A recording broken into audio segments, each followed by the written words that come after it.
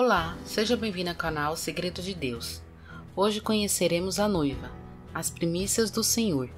Esses são os selados de Deus.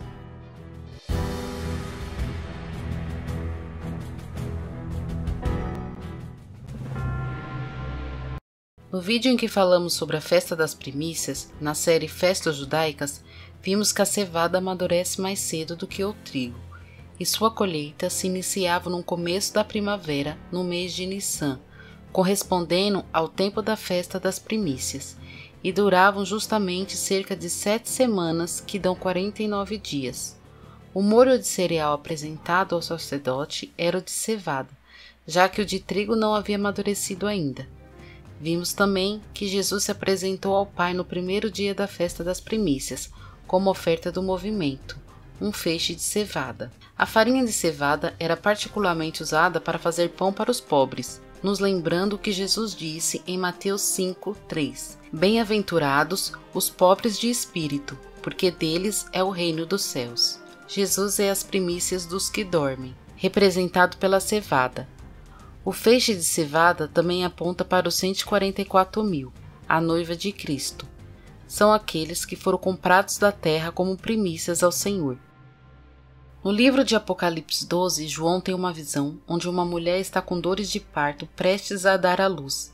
Essa mulher representa Israel, e ela dá à luz a um filho que tipifica Jesus como cabeça e o corpo a noiva, que são 144.000, juntamente com a noiva remanescente, que é tipificado pelas virgens que acompanham a noiva.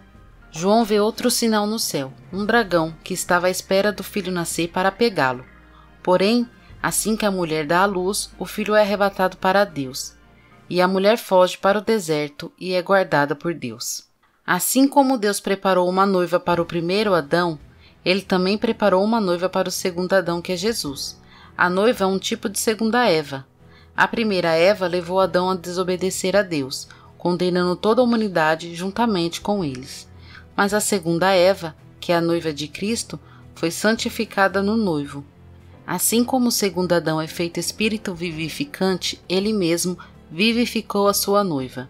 A noiva não experimentará a morte, nem passará pela grande tribulação. Rebeca tipifica a noiva.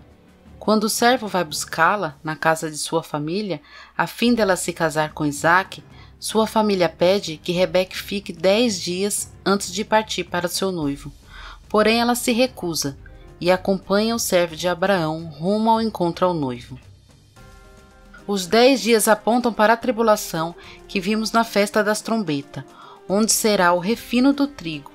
Os cristãos que passarão pela grande tribulação. Rebeca é cevada, e ela é colhida antes do trigo, como vimos na festa das primícias. E esse período de 10 dias é para refinar o trigo. Enoque e Elias também tipificam a noiva, pois escolheram andar com Deus. E assim como eles foram transladados, a noiva também será. Enquanto Elias tipifica a noiva que será levada primeiro, Eliseu tipifica os convidados às bodas. Após Deus ter tomado Elias para si, Eliseu recebeu uma grande porção do poder do Espírito Santo. Assim também, a igreja que ficará para o refino irá receber uma grande porção do Espírito Santo, para suportar esses dias difíceis. Pois apesar da luta desse tempo, serão dias de grandes manifestações do Espírito Santo. Vimos no vídeo em que comparamos um casamento judaico à moda antiga com o casamento de Jesus e sua noiva, passo a passo como o Pai preparou para Jesus uma noiva adornada e separada. Primeiro Deus escolheu a noiva antes mesmo da fundação do mundo, e a preparou e santificou para esse dia e hora. A noiva é um grupo bem específico, nascido no tempo determinado por Deus e com o propósito de exercer uma determinada função.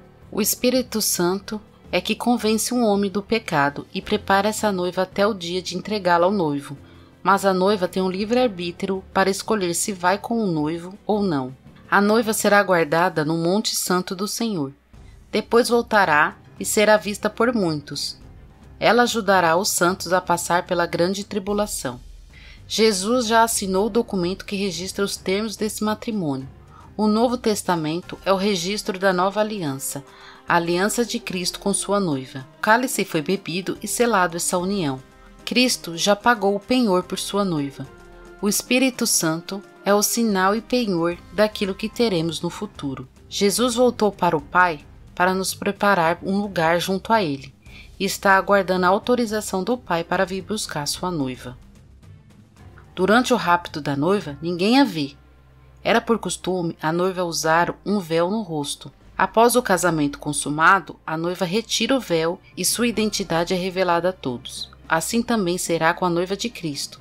Só saberemos quem pertence a esse grupo quando sua identidade for revelada. A noiva é um grupo predestinado por Deus para esse dia. Eles são desconhecidos, escondidos por Deus, pois só serão revelados no tempo certo, e terão a oportunidade de servir na obra do Senhor em tempo oportuno. Após as bodas, a noiva segue com Cristo para as mansões celestiais. Ela habitará com Cristo eternamente na santa cidade, sendo que a própria cidade representa a noiva. A noiva é uma rainha que foi adornada e purificada, assim como vimos no vídeo sobre o casamento judeu, como as noivas se preparavam para o casamento, preparando o enxoval, se preparando para o grande dia. Temos como exemplo a rainha Esther, que por 12 meses, como era de costume da época, tinha um ritual de purificação antes de se apresentar ao rei. A noiva de Cristo também tem que ser purificada, pois ele é o rei sobre todos os reis. Cristo virá buscar uma noiva pura, santa e adornada, que se recusa a se dobrar a esse mundo e sua concupiscência, e praticar as obras da carne. Ela leva consigo a marca de Cristo, vivendo do Espírito e gerando bons frutos. Quando andamos segundo o curso deste mundo, acabamos por ofender a Deus, pois o mundo atual é regido pelo inimigo que opera nos filhos da desobediência, onde ele tem manipulado e se infiltrado nos governos, culturas, indústria do entretenimento e nas artes, e ainda infelizmente em algumas igrejas, adulterando a verdade e tentando tirar Deus dos corações dos homens. Somos participantes dessas abominações direta ou indiretamente, quando vamos de encontro com essa iniquidade, atendendo aos desejos da carne e dos pensamentos, indo contra a vontade do Senhor, nos tornando os filhos da ira. A palavra nos diz quais são as obras da carne, das quais devemos se afastar, e nos adverte a seguirmos os frutos do Espírito. Para sermos coerdeiro com Cristo, devemos, além de crer que Ele é o Filho de Deus e que veio em carne ao mundo, morreu e ressuscitou para nos remir do pecado e da morte, além da fé, a noiva que pretende se casar com Cristo tem que estar em santidade, pois a fé sem obras é morta. Santidade significa se afastar, ser separado do mundo que rejeita a Deus e de tudo que vem do maligno, que tem a intenção de tirar a pureza da noiva. Para aquele que vencer e reinar com o noivo no milênio, será uma mostra do grande amor e misericórdia de Cristo para com a sua criação. Porém, a salvação não vem de nós, é dom de Deus para que ninguém se glorie. A noiva é acompanhada de virgens, que a acompanham até o casamento. Essas virgens fazem parte da comitiva das bodas, e as conheceremos no próximo vídeo. Obrigada por ter me acompanhado até aqui. Até o próximo vídeo.